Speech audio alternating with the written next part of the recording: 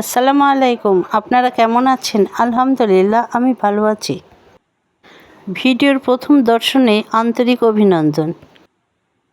7ই November বেশ কয়েকদিন অতীতের গর্ভে বিলীন হতে চলেছে।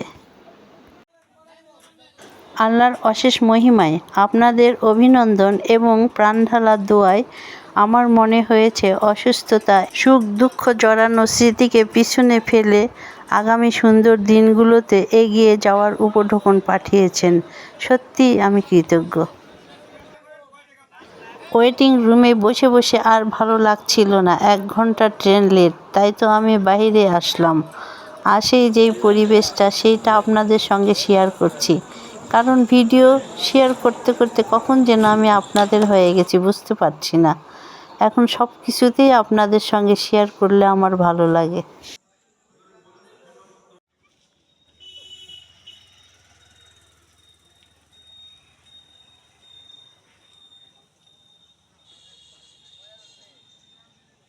আমি 6 তারিখ বাসা থেকে বের হয়ে কোথায় কোথায় ঘুরলাম, কি কি দেখলাম সব কিছুই আমার এই ভিডিওতে আছে, আপনাদের সঙ্গে শেয়ার করছি। আলহামদুলিল্লাহ আপনাদের ভালো লাগবে। এটাই সেই পঞ্চগড় তিতুলিয়া তিতুল গাছ। এটাই 4 রাস্তার মোড় এবং তিতুলিয়ার মেন বাজার।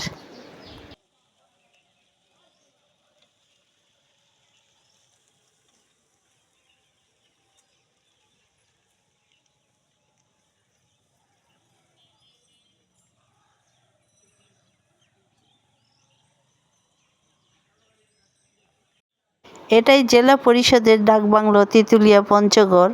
আর এখান থেকেই দেখা যায় সেই কাঙ্ক্ষিত হিমালয় পাহাড় কাঞ্চনজঙ্ঘা।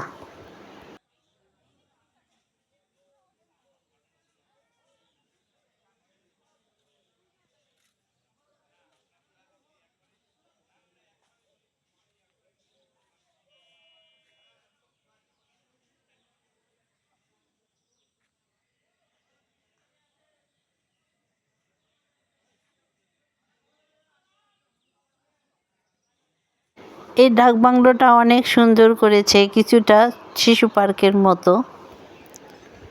এমনিতেও অনেক ভালো লাগবে সকাল সন্ধ্যা বসে থাকতে।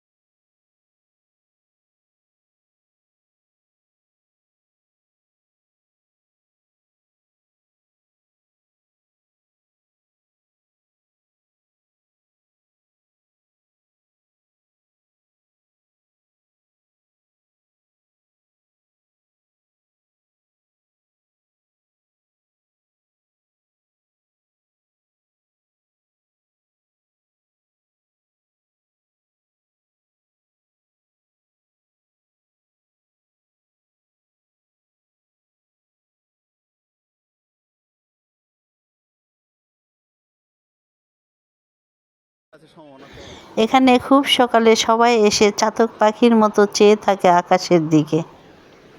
আমিও ছিলাম চাতক পাখির মতো চেয়ে। আলহামদুলিল্লাহ 7ই নভেম্বর আমাদের আশা পূর্ণ হয়েছে।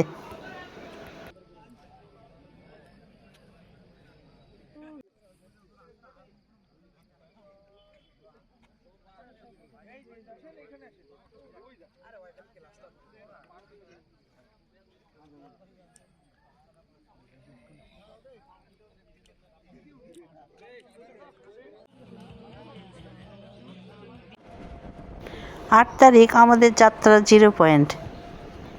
আর কাজিয়ান কাজীর চা বাগান। আলহামদুলিল্লাহ আমাদের দুইটাই ইচ্ছাই পূরণ হয়েছে। কাজিয়ান কাজীর ডাকবাংলোটা দেখাবো আরেকটা পর্বে।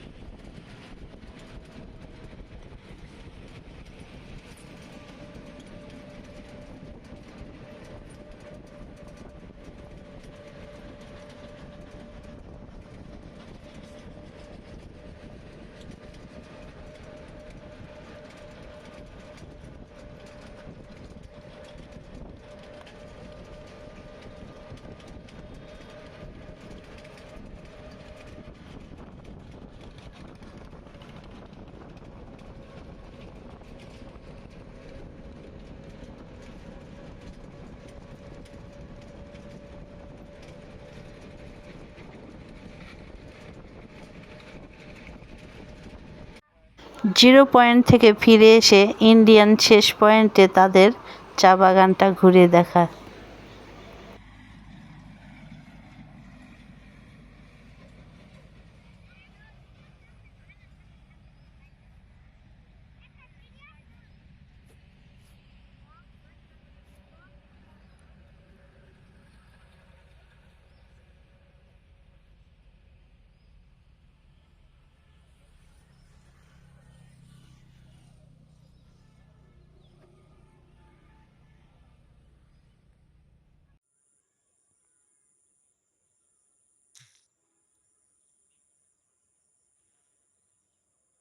তেঁতুলিয়ায় আসছি আর চা বাগান দেখব না, সেটা তো হয় না।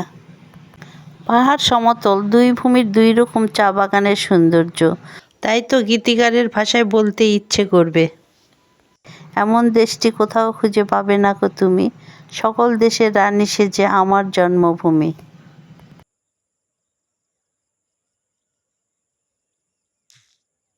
আল্লাহর সৃষ্টি যদি এত সুন্দর হয়, তাহলে আল্লাহ কত সুন্দর, তাই তো ঘরের বাইরে দু চোখ মেলে দেখতে ইচ্ছে করে।